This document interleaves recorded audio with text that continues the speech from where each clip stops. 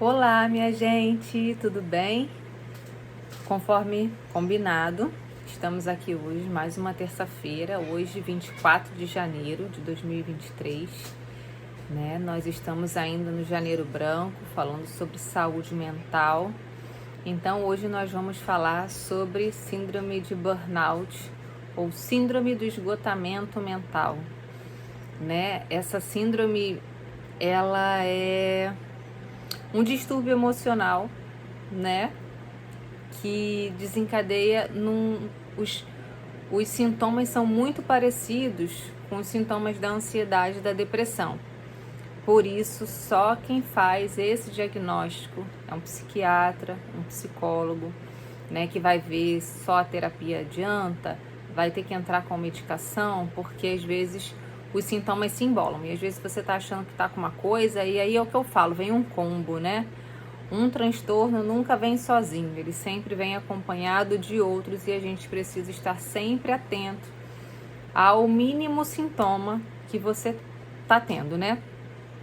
Então, o burnout é aquela ansiedade extrema, a exaustão extrema, né? E antigamente, né, eu lembro que quando eu tratava, que eu já tinha diagnosticada como ansiedade generalizada, o burnout, a depressão e tudo mais, ele estava ali no meio, mas ele não tinha algo que falava assim, não, ó, ela tem o burnout, esse código tal. Não tinha. Ele era simplesmente uma doença mental, né, considerada como uma das doenças mentais. E aí, só para eu não errar a data nem nada, eu peguei uma colinha aqui para falar para vocês, tá? Então, assim, desde o dia 1º de janeiro de 2022, o burnout foi reconhecido, ou seja, ele tem um CID, porque se você não sabe, cada doença tem um código, né? Então, ele tem um CID, que é o CID-11, né, na nova classificação mundial da Organização de Saúde, que o burnout foi incluído ali, né? Antigamente, quando você ia, por exemplo, você precisa ser afastada do trabalho e você precisa de um laudo médico. O laudo médico não vinha o CID de burnout, porque não existia, né? Ele agora é comprovado como uma doença de trabalho, né? Porque é o esgotamento, a exaustão, o esgotamento pelo trabalho, né? Geralmente quem tem são os workaholics, né? Aquelas pessoas que vivem e respiram o trabalho, eles têm o burnout, né? E que precisa ser tratado, né? Que é o esgotamento profissional, né? Então, além disso tudo, dele ser um quadro que surge logo depois, geralmente ele surge depois de um estresse pós-traumático, por isso pode ser confundido com a ansiedade, né? Mas geralmente é tudo ligado ao trabalho, né? Trabalhos que dependem muito de cobrança, muita competitividade, traz muita adrenalina, digamos assim, pode ser que você desencadeie um burnout, né? Então a gente tem que estar atento. E assim, números tipo milhões de pessoas, se eu não me engano, 60 milhões de pessoas já são diagnosticadas com burnout no mundo, né? Então, isso são dados do IBGE, né? Então, assim, precisões no ambiente de trabalho que afetam cada vez mais a população. 72% dos brasileiros sofrem com estresse no trabalho. Gente, vocês têm noção do que é 72% dos brasileiros? É muito raio de gente. O Brasil não é um país pequenininho igual a França. A França deve ser mais ou menos o tamanho do Rio de Janeiro, né? Então, assim, proporcionalmente, 72% da população brasileira diagnosticada com burnout, estresse do trabalho.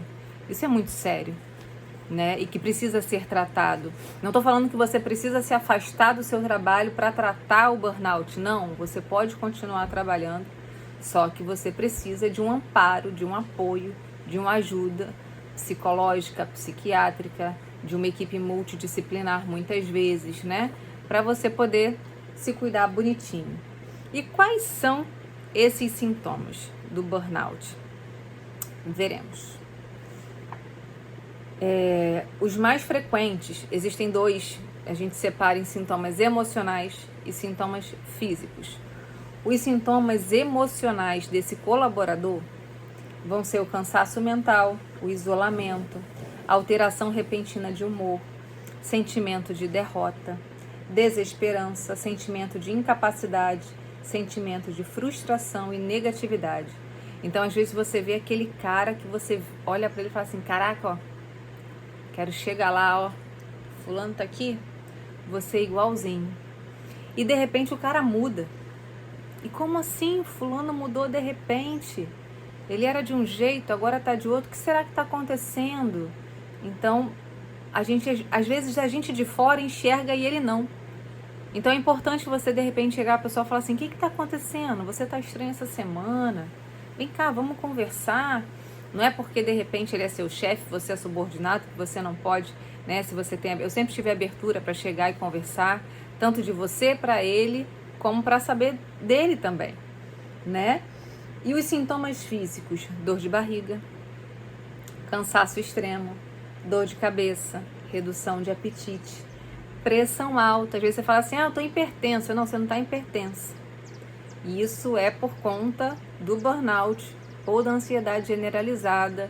Eu estava até falando com uma pessoa essa semana que me procurou pedindo ajuda e eu falava para ela, nas minhas crises de ansiedade, a minha pressão é bem baixa, sabe? Bem baixa. A minha pressão geralmente é 11, dificilmente ela fica 12/8, geralmente ela fica 11/9, né? E nas crises de ansiedade ela chegava a 18, né? Então, assim, a pressão na nuca, a sensação, essa palpitação, que também é, tá? Sintoma do burnout, a pressão alta, palpitação, dor muscular, né? Então a gente fala que o burnout ele tem 12 estágios, digamos assim, né? Tem tipo um passo a passo que a pessoa, para identificar que ela tá com burnout, tem assim, primeiro acontece isso, depois acontece aquilo, né? Então é bom até você saber esses estágios para você, se você se encontra, para você saber se você está em algum deles ou alguma pessoa que está à sua volta está e ainda não se deu conta de que precisa de ajuda, ok?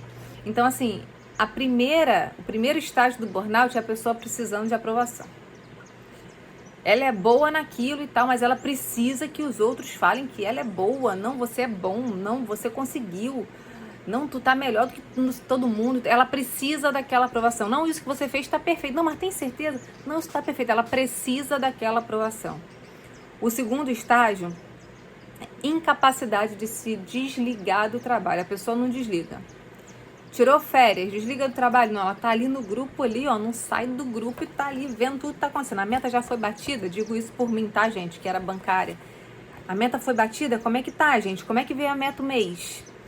Dia tal, tá quanto? Falta quanto pra tal produto? Né? Final de semana não consegue desligar. Chega em casa para deitar, relaxar, dormir, não consegue dormir.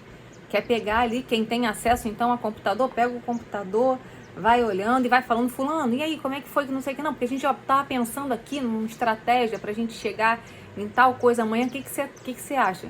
Louco, entendeu? Louco, que faz isso. Enfim.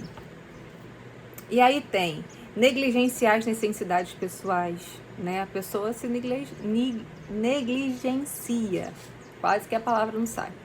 Então, assim, quer sair com a família? Não posso, tem que resolver aqui, preciso montar uma reunião para melhorar os resultados não tão bons. Mas aqui, vamos aqui tirar um tempinho, só tomar um sorvete ali com as crianças. Não dá, nesse tempinho que eu tenho, já vou perder aqui metade programando a reunião, não dá. Então, é o tempo todo voltado para o trabalho, né? Fuga de conflitos, revisão de valores, negação dos problemas. Não, tá tudo bem, problema nenhum. Não, conflito? Não, tô fora, vocês conseguem resolver aí? Eu tenho mais coisa para resolver aqui pra gente melhorar o resultado, né? Distanciamento da vida social. A pessoa não quer mais sair com os amigos para tomar um chopp, né? Às vezes. Ou até sai e fala assim, ó, tem que ir embora porque tem que resolver as coisas lá pro trabalho, tá meio enrolado lá, tem que desenrolar as coisas lá, fazer lá. Então, assim, a pessoa se distancia, né? Mudanças evidentes do comportamento. É claro a mudança da pessoa. A pessoa chega, parece que já está cansada, parece que não dormiu. Despersonalização, a perda do contato consigo mesma. A pessoa não se vê mais. sabe? Ah, tô estranha, não tô me sentindo, não sabe explicar. O vazio interno, tá sempre com aquela sensação de vazio. A depressão, que tá incluída aqui, né? Então, depressão, ansiedade estão incluídas no burnout, né? E o último estágio é a própria síndrome do burnout, do esgotamento.